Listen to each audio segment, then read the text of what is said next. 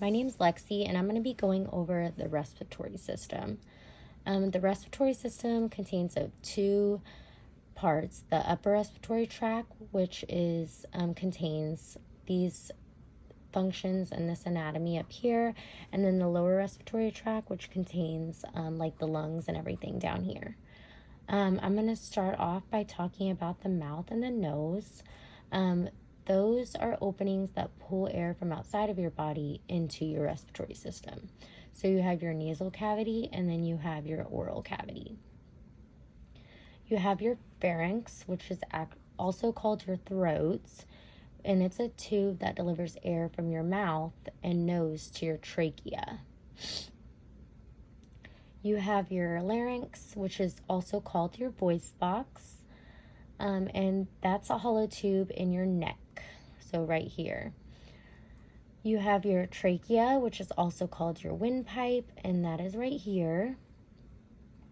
That is the passage connecting your throat to your lungs.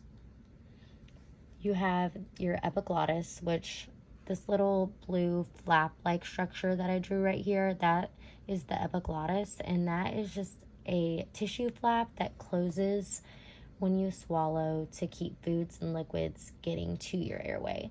So you don't want foods and liquids going to your airway, because then you'll aspirate and you can get an infection. It's not good. So that flap helps keep food from getting into your lungs. Your bronchial tubes, which are right here, they are tubes at the bottom of the windpipe that connect into each lung. So they connect into your right lung and your left lung. Your lungs are organs that remove oxygen from air and pass into your blood. So, fun fact about lungs is you have your right lung and your left lung. So your left lung only has 2 lobes and your right lung has 3 lobes. And the reason the left lung only has 2 lobes is because your heart takes up space in that cavity, so there's not enough room for 3, if that makes sense. I thought that was kind of a cool fun fact. To get more in depth into like the lungs, you have your bronchioles, which are small branches. So the bronchioles right here, these little tree branches. I call them tree branches because I think they look like tree branches, but they are small branches that carry air to small sacs called alveoli. And I drew right here these small sacs, so we're going to call those the alveoli.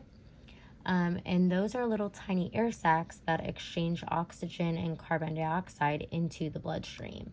So those air sacs bring the oxygen to your body, so the rest of your body, into your bloodstream. All right, that is all I have for the respiratory system. Thank you.